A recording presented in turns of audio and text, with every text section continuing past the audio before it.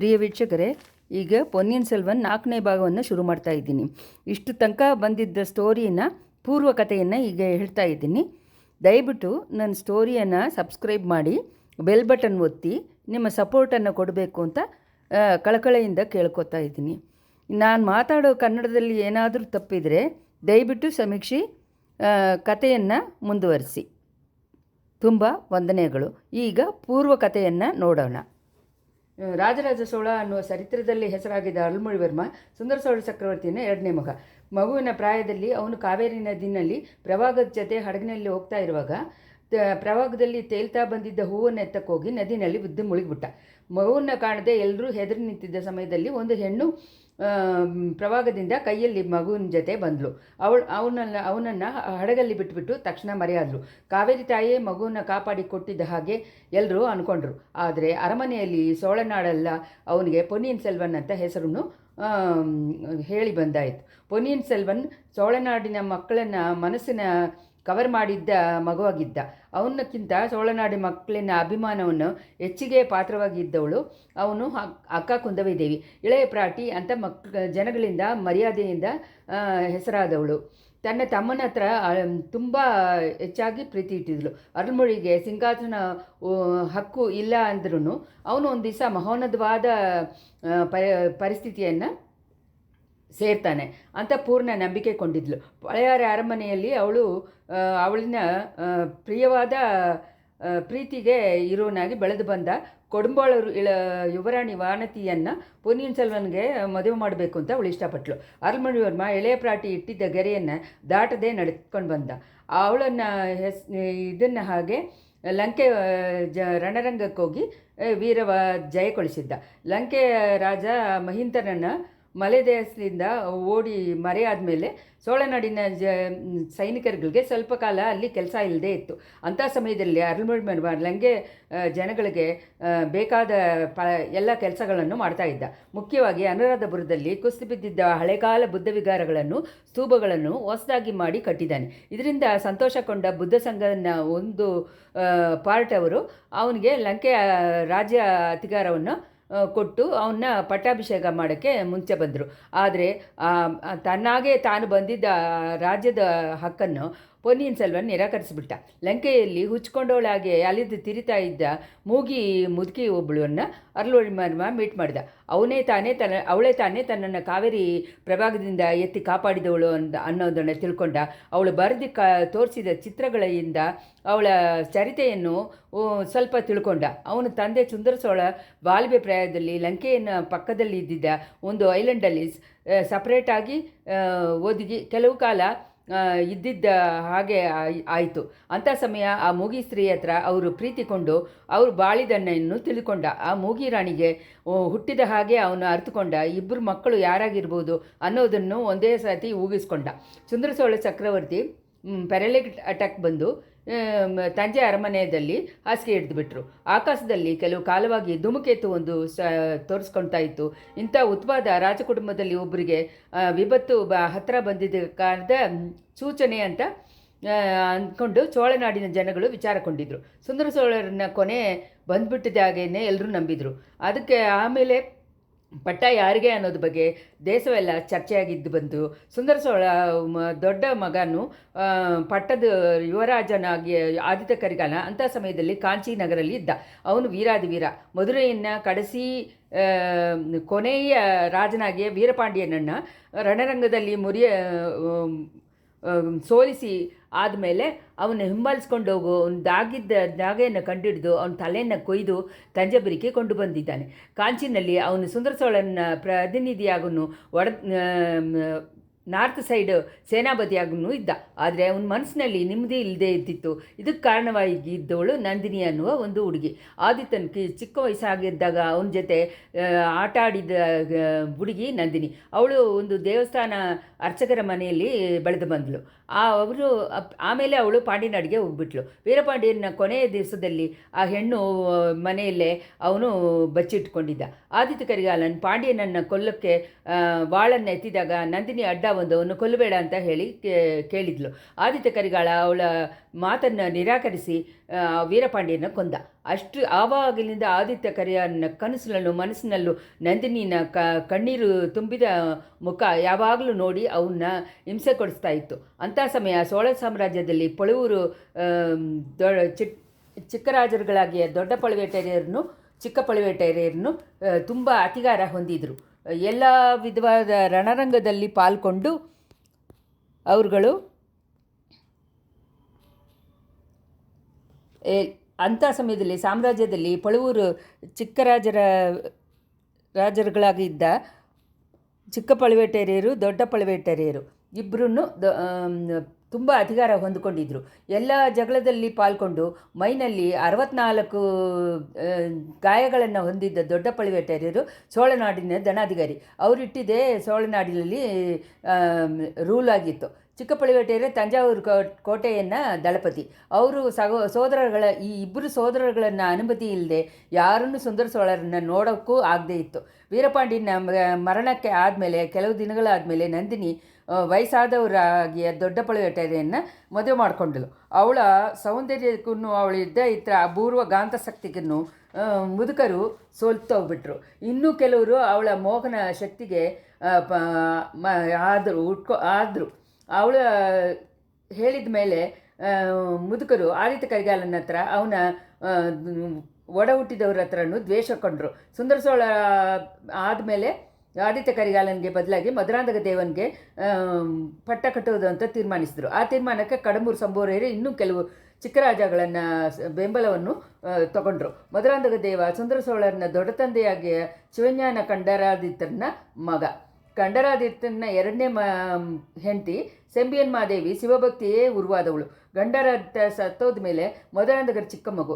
ಅವನ್ನ ಶಿವಭಕ್ತಿಯ ದಾರಿಯಿಂದಾನೇ ಸೆಂಬಿಯನ್ ಮಾದೇವಿ ಬಳಸಿ ಬಂದರು. ಮಧುರಾಂಧಕನ್ನು ಚಿಕ್ಕ ವಯಸ್ಸಲ್ಲಿ ಶಿವಭಕ್ತಿಯಲ್ಲಿ ಪಾಲ್ಗೊಂಡು ಲೋಗ ಬಾಳಲ್ಲಿ ಇಂಟ್ರೆಸ್ಟ್ ಇಲ್ಲದೆ ಇದ್ದ. ಚಿಕ್ಕ ಪಳುವೇಟರೆಯನ್ನ ಮಗಳನ್ನು ಮದುವೆ ಮಾಡ್ಕೊಂಡ ಮೇಲೆ ನಂದಿನಿನ ಬೆಂಬಲದಿಂದ ಅವನಿಗೆ ಸಾಮ್ರಾಜ್ಯ ಆಳುವ ಆಸೆ ಬಂದು ಅದು ಹುಚ್ಚಾಗಿ ಬಲ್ತುಬಿಟ್ಟಿತ್ತು. ಮಧುರಾಂಧಕನ ಸಿಂಹಾಸನ ಹಕ್ಕನ್ನು ಪಳುವೇಟರೆಯರು ಅವುಗಳ ಸೇರಿದವರುಗಳು ಸಪೋರ್ಟ್ ಮಾಡಿ ಬಂದರು. ಆದರೆ ಸೋಳನಾಡಿನಲ್ಲಿ ತುಂಬ ಹೆಚ್ಚಾಗಿದ್ದ ಇನ್ನೂ ಕೆಲವು ಇಬ್ಬರು ಚಿಕ್ಕ ರಾಜಗಳಾಗಿ ತಿರುಕೋಲೂರು ಮಲೆಯಮಾನನು, ಕೊಡುಂಬಾಳೂರು ಪೆರಿಯವಳರ್ ಬೂದಿ ವಿಕ್ರಮಕೇಸರಿನೂ ಇದನ್ನು ಒಪ್ಪಿಕೊಳ್ಳೋಕ್ಕೆ ಎದುರಿಸಿ ಮಾತಾಡ್ತಾ ಬಂದರು. ಅವ್ರುಗಳು ಸುಂದರ ಸೋಳರನ್ನ ಮಕ್ಕಳ ಕಚ್ಚಿನಲ್ಲಿ ಪಾರ್ಟಿನಲ್ಲಿ ತುಂಬ ಸ್ಟೆಬನ್ ಆಗಿದ್ದರು. ಇದೆಲ್ಲ ಸ್ವಲ್ಪ ಸ್ವಲ್ಪ ಊಗಿಸಿಕೊಂಡ ಸುಂದರ ಸೋಳರು ತಾವು ಕಣ್ಮುಚ್ಚಿದ ಮೇಲೆ ಸಾಮ್ರಾಜ್ಯ ಚಿನ್ನಪಿನ್ನ ಆಗೋದನ್ನು ತಡೀಕೆ ಇಷ್ಟಪಟ್ಟರು. ಇದರಿಂದ ತಮ್ಮ 2 ಮಕ್ಕಳನ್ನು ತಂಜೆಗೆ ತರಿಸಿ ಒಂದು ಸಮರಸವನ್ನು ಏರ್ಪಾಡು ಮಾಡೋಕ್ಕೆ ಆಸೆಪಟ್ಟರು. ಮಧುರಾಂಧಕನಿಗೆ ಸಿಂಹಾಸನವನ್ನು ಹಕ್ಕ ಮಾಡಿಬಿಡೋನು ಅವ್ರು ಸಿದ್ಧವಾಗಿದ್ದರು. ಅದನ್ನು ಮಧುರಾಂಧಕನ ಅಮ್ಮ ಆಗಿ ಸೆಂಬಿಯನ್ ಮಾದೇವಿ ಒಪ್ಪಲಿಲ್ಲ. ಮಧುರಾಂಧಕನ ಮನಸ್ಸನ್ನು ರಾಜ್ಯ ಆಸೆಯಿಂದ ಹಂಗೆ ತಿರುಗಿಸಿಬಿಡೋಕ್ಕೆ ಆ ಮುದುಕಿ ಟ್ರೈ ಮಾಡಿದಳು. ಆದಿತ್ಯ ಕರಿಗಾಲ ಪಳುವೇಟರೆಯರನ್ನ ಆಜ್ಞೆಗೆ ಉಟ್ಕೊಂಡಿರುವ ತಂಜೆಗೆ ಹೋಗೋಕ್ಕೆ ಇಷ್ಟಪಟ್ಟಿಲ್ಲ. ಕಾಂಚಿನಲ್ಲಿ ಅವನು ಚಿನ್ನದ ಅರಮನೆ ಕಟ್ಟಿ ಅದರಲ್ಲಿ ಕೆಲವು ಕಾಲ ಬಂದು ಇರಬೇಕು ಅಂತ ತಂದೆಗೆ ಪತ್ರ ಕಳಿಸಿದ್ದಾನೆ. ಪತ್ರ ಎತ್ಕೊಂಡು ಹೋಗಿದ್ದ ವಂದಿದೇವನ ಅನ್ನುವ ವೀರ ಯುವಕ ಅವನು ದಾರಿನಲ್ಲಿ ತನ್ನ ಗೆಳೆಯನು ಕಂದನಮಾರಣ್ಣನ ಮೀಟ್ ಮಾಡೋದಕ್ಕೆ ಅಂತ ಕಡಂಬೂರು ಸಂಬೋಳೆಯರ ಮಾಳಿಗೆಯಲ್ಲಿ ಒಂದು ದಿವಸ ರಾತ್ರಿ ಉಳಿದಿದ್ದ. ಅಲ್ಲಿ ಆದಿತ್ಯ ಕರಿಗಾಲನಿಗೆ ಎದುರಾಗಿ ನಡ್ಕೊಂಡಿರುವ ಸಂಚು ಅನ್ನೋ ಬಗ್ಗೆ ತಿಳ್ಕೊಂಡ. ಆ ಜಾಗದಲ್ಲಿ ಆಳ್ವಾರ್ ಕಡಿಯಾನ್ ಅನ್ನೋ ವೀರ ವೈಷ್ಣವನ ಹತ್ರ ಅವನಿಗೆ ಪರಿಚಯ ಆಯಿತು. ಈ ಆಳ್ವಾರ್ ಕಡಿಯಾನ್ ಮುಖ್ಯಮಂತ್ರಿ ಅನಿರುದ್ಧ ಬ್ರಹ್ಮರಾಯರನ್ನ ಅಂತರಂಗವಾದ ಗೂಢಾಚಾರಿ ಅಂತ ಆಮೇಲೆ ಗೊತ್ತಾಯಿತು. ಮುಖ್ಯಮಂತ್ರಿ ಆದ ಅನಿರುದ್ಧ ಬ್ರಹ್ಮರಾಯರ ಅನ್ನೋರು ಸುಂದರ ಸೋಳ ಚಕ್ರವರ್ತಿ ಜೊತೆ ಚಿಕ್ಕ ವಯಸ್ಸಿನಿಂದಾನೇ ಗೆಳೆಯರಾಗಿದ್ದರು. ಸೋಳರ ಕುಲವನ್ನು ಸೇರಿದ ಸಕಲರ ಅಂತರಂಗಗಳನ್ನು ಚೆನ್ನಾಗೇ ಗೊತ್ತಿರೋರು. ಸೋಳ ಸಾಮ್ರಾಜ್ಯ ದೊಡ್ಡದಾಗಿ ಹರಿಕೊಂಡು ಮಹೋನ್ನತ ಆಗಬೇಕು ಅನ್ನೋದು ಅಂತ ಅವರು ಕನಸು ಕಟ್ತಾ ಬಂದರು. ಸೋಳನಾಡಿನ ಸೈನಿಕರು ಗಂಗೆಯನ್ನು ದಾಟಿಕೊಂಡು ಸಿಂಧು ನದಿಕರೆ ತನಕ ಹೋಗಿ ಹಿಮಾಲಯಕ್ಕೆ ಆ ಕಡೆಯಿಂದ ಪಡೆ ಎತ್ಕೊಂಡು ಬರುವ ಅನಾಗರಿಕ ಜಾತಿಯರನ್ನು ತಡಿಸಿ ನಿಲ್ಲಿಸೋದಲ್ಲಿ ಹೆಲ್ಪ್ ಮಾಡಬೇಕು ಅಂತನೂ ಅಂದ್ಕೊಂಡ್ರು. ರಾಜ್ಯ ಉರಿಮೆ ಹಕ್ಕು ಸಂಬಂಧವಾಗಿ ಎದ್ದಿರುವರ ತಕರಾರನ್ನು ಅವರು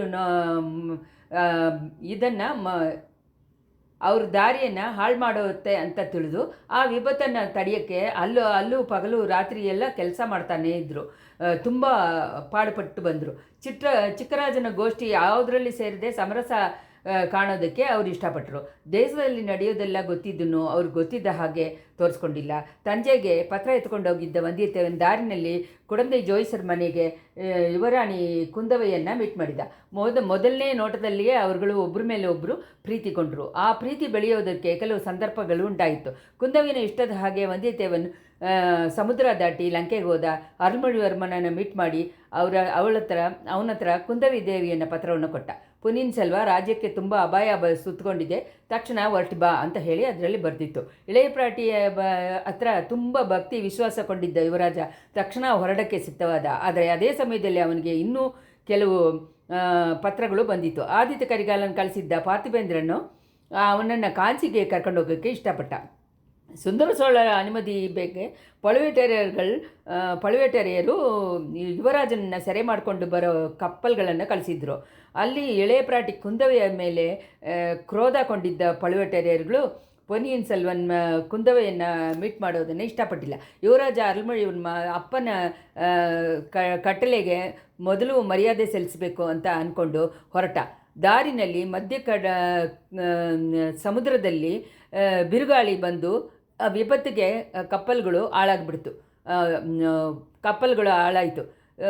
ವಂದ್ಯತೆಯವನನ್ನು ಕಾಪಾಡೋದಕ್ಕೋಸ್ಕರ ಪೊನ್ನಿಯಿನ್ ಸೆಲ್ವನ್ ಕಪ್ಪಲಿಂದ ಕೊಂದಳಿಸಿದ ಸಮುದ್ರದಲ್ಲಿ ಜಂಪ್ ಮಾಡೋಕ್ಕಾಯಿತು. ಇಬ್ಬರೂ ಪೂಂಗುಳಿ ಅನ್ನೋ ಓಡಕಾರ ಹೆಣ್ಣಿಂದ ಕಾಪಾಡಪಟ್ಟರು. ಮಧ್ಯ ಕಡಲಲ್ಲಿ ತೇಲ್ತಾ ಬಂದಾಗಲೇ ಯುವರಾಜ ದೊಡ್ಡ ಚಳಿ ಜ್ವರಕ್ಕೆ ಪಾಲಾಗಿದ್ರು. ಅವನನ್ನು ಪೂಂಗುಳಿನೂ ಅವಳ ಸೋದರತೆ ಮಗ ಸೇಂದನಮುದನ್ನು ನಾಗಪಟ್ಟಿನ ಚೂಡಮಣಿ ವಿಗಾರಕ್ಕೆ ಕರ್ಕೊಂಡೋಗಿ ಸೇರಿಸಿದ್ರು. ವಂದಿತೇವನ್ ಈ ಸುದ್ದಿಯನ್ನು ಪಳೆಯಾರಿಯಲ್ಲಿದ್ದ ಕುಂದವಿ ಪ್ರಾಟಿ ಹತ್ರ ತಿಳಿಸಿದ್ದ. ಅದೇ ಸಮಯದಲ್ಲಿ ಆದಿತ್ಯ ಕರಿಗಾಲ ಕಡಂಬೂರು ಸಂಬೋರಿಯರ ಮಾಳಿಗೆಗೆ ಬಂದು ಅತಿಥಿಯಾಗಿ ಬರೋ ಹಾಗೆ ಕರೆದಿರೋದನ್ನು ಗೊತ್ತಾಯಿತು. ಇದಕ್ಕೆ ದೊಡ್ಡ ಪಳುವೇಟರೆ ನಂದಿನಿ ಜೊತೆ ಹೋಗೋದನ್ನು ಸುದ್ದಿ ಸಿಕ್ಕಿತ್ತು. ಇಂಥ ಮೀಟ್ ಮಾಡೋದ್ರಿಂದ ಏನಾದರೂ ವಿಪರೀತ ಆಗಿಬಿಡುತ್ತೆ ಅಂತ ಕುಂದವಿಯನ್ನು ಅನಿರುದ್ಧರನ್ನು ಭಯಪಟ್ಟರು. ಆದಷ್ಟು ಅವರು ಮೀಟ್ ಮಾಡೋದನ್ನು ತಡಿಸಬೇಕು. ತಡೆಯದೇ ಆಗದೆ ಇದ್ದರೆ ಆದಿತ್ಯ ಕರಿಗಾಲನ ಜೊತೆ ಇದ್ದು ಅವನಿಗೆ ಸೇಫ್ಟಿಯಾಗಿ ಇರಬೇಕು ಅಂತ ಹೇಳಿ ವಂದಿಯತೆಯನ್ನು ಕಳಿಸಿದ್ರು. ವಂದಿಯತೆಯನ್ನು ಅವತ್ತು ರಾತ್ರಿ ತಿರುಪರಂಬ ಹಳ್ಳಿಯ ಪಳಿಪಡೆ ಕಾಡಿನಲ್ಲಿ ಇನ್ನೊಂದು ದೊಡ್ಡ ಮರ್ಮವಾದ ಸಂಚು ಬಗ್ಗೆ ಸ್ವಲ್ಪ ತಿಳ್ಕೊಂಡ. ಅಲ್ಲಿ ನಂದಿನಿಯನು ರವಿದಾಸನ್ ಮೊದಲಾದ ಮಂತ್ರವಾದಿಗಳು ಇದ್ದರು. ಒಂದು ಚಿಕ್ಕ ಮಗು ಒಬ್ಬನೂ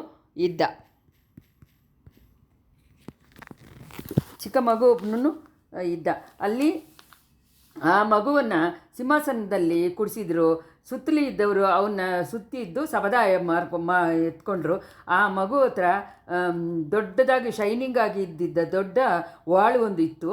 ಆ ವಾಳನ್ನು ಅವನು ನಂದಿನಿ ಹತ್ರ ಕೊಟ್ಟ. ನಂದಿನಿ ಸಬದವನ್ನು ತಾನೇ ನೆರವೇರಿಸುವ ಹಾಗೆ ಒಪ್ಕೊಂಡ್ಳು. ರವಿದಾಸನು ಮುಂತಾದವರು ವಂದಿತೆಯವನನ್ನು ಅಲ್ಲೇ ಬಲಿ ಕೊಟ್ಟು ಬಿಡೋಕ್ಕೆ ಇಷ್ಟಪಟ್ಟರು. ಆದರೆ ನಂದಿನಿ ಅದನ್ನು ತಡಿಸಿದ್ಲು. ಅವನ್ನ ಆ ಜಾಗದಲ್ಲಿಯೇ ಬಿಟ್ಟು ಹೋದರು. ಆಳ್ವಾರ ಕಡೆಯನ್ ಕಾಳಮುಗ ಶೈವ ವೇಷ ತರಿಸಿಕೊಂಡು ಬಂದು ವಂದಿತೆಯನ್ನು ಅಲ್ಲಿಂದ ಕರ್ಕೊಂಡೋದ. ಕಾಳಮುಗರ ಗುಂಪಿಗೆ ಸಪರೇಟಾಗಿ ಹೊರಟ ಮಧುರಾಂಧಕನನ್ನು ದಾರಿಯಲ್ಲಿ ಕುದುರೆ ನೋಡಿ ತಳ್ಳಿಬಿಟ್ಟು ಹೋಗಿಬಿಟ್ಟಿತ್ತು. ಮರದಡಿಯಲ್ಲಿ ಬಿದ್ದಿದ್ದ ಮಧುರಾಂಧಕನನ್ನು ಮುಖ್ಯಮಂತ್ರಿ ಅನಿರುದ್ಧರು ಎತ್ಕೊಂಡು ಕರ್ಕೊಂಡೋದ್ರು. ಕುಂದವೆಯನ್ನು ವಾಣತಿನು ನಾಗಪಟ್ಟಿನ ಹತ್ರ ಇರುವ ಆನೆಮಂಗಲಕ್ಕೆ ಹೋದರು. ನಂದಿಮಂಟಪ ಅನ್ನೋ ಜಾಗದಲ್ಲಿ ಯುವರಾಜ ಅರುಳ್ಮೊಳಿವರ್ಮನನ್ನು ಮೀಟ್ ಮಾಡಿದರು.